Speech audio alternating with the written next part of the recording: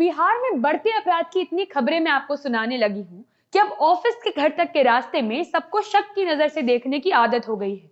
क्योंकि बीच चौराहे पर मारना, घर में घुसकर मारना, सचिवालय के पास गोली मार देना, ये इतना ज्यादा आम हो गया है कि ये बोलने की जरूरत भी महसूस नहीं होती कि ये जंगल राज वाला बिहार है। क्योंकि सच खैर आप सबके सामने ही है। खबर में आपको बताएंगे बिहार में बीते कुछ दिनों में हुए ऐसे खौफनाक हत्याओं के बारे में कि कैसे घर में घुसकर लोग गोलियां चला देते हैं और किसी को कानों कान खबर तक नहीं होती। मगर उसके पहले थोड़ी औपचारिकता कर लेते हैं। नमस्कार, मैं हूं सौम्य राठी और आप जनता जंक्शन देख रहे हैं।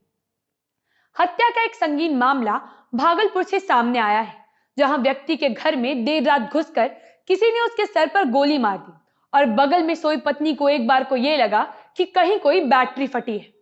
मामला भागलपुर के बिहपुर से सामने आया है, जहां अपनी पत्नी के बगल में सुकून से सोए 55 वर्षीय मंगली मंडल की देर रात अपराधियों ने गोली मारकर हत्या कर दी है।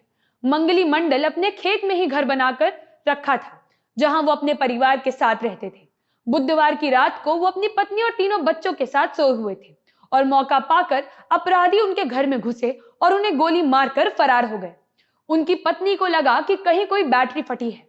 जब वो उठी तो अपने पति को अपनी आंखों के सामने मरता देखा। इसके बाद शव को पोस्टमार्टम के लिए नवगछिया के अनुमंडलीय अस्पताल में भेज दिया गया।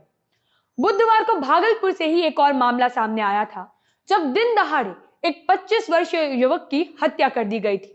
बिहार के भागलपुर में बबरगंज थाना क्षेत्र के सरकुल्ला चक निवासी 25 वर्षीय पंकज चौधरी की बुधवार की सुबह 3 अपराधियों ने गोली मारकर हत्या कर दी। घटना के वक्त मृतक के छोटे भाई वहां मौजूद थे, जो गोलियां चलते ही भाग खड़े हुए। आपको बता दें कि मृतक भी वर्ष 2019 में एक व्यक्ति को गोली मारकर हत्या कर देने के मामले में अभियुक्त थे। बीते 1.5 साल से वो जमानत पर बाहर थे। मृतक के भाई ने बताया कि वो बुधवार को सुबह करीब 6:45 बजे मजदूरी करने अपने भाई के साथ निकले। रास्ते में 3 लोग दोनों भाइयों की तरफ आते हुए दिखाई दिए। इसके पहले कि कोई कुछ समझ पाता, उन तीनों ने मृतक पर गोलियां चला दी। मृतक के भाई मनीष ने जैसे ही भागना शुरू किया तो अपराधियों में से एक ने उस पर भी गोलियां चलाई, मगर मनीष बच निकला। पंकज चौधरी को अस्पताल ले जाया गया, मगर वहां पहुंचते ही डॉक्टरों ने उसे मृत घोषित कर दिया। रुपेश हत्याकांड में तो बिहार का हर एक राजनेता सक्रिय भूमिका निभाने लगा है। मुख्यमंत्री पर प्रेशर बनाना, पुलिस पदाधिकारियों को निलंबित करने का आदेश देना और पता नहीं क्या क्या। मगर हत्याकांड तो बिहार में हर रोज होते हैं। हर रोज गोलियों से भून कर किसी की मौत हो ही जाती है।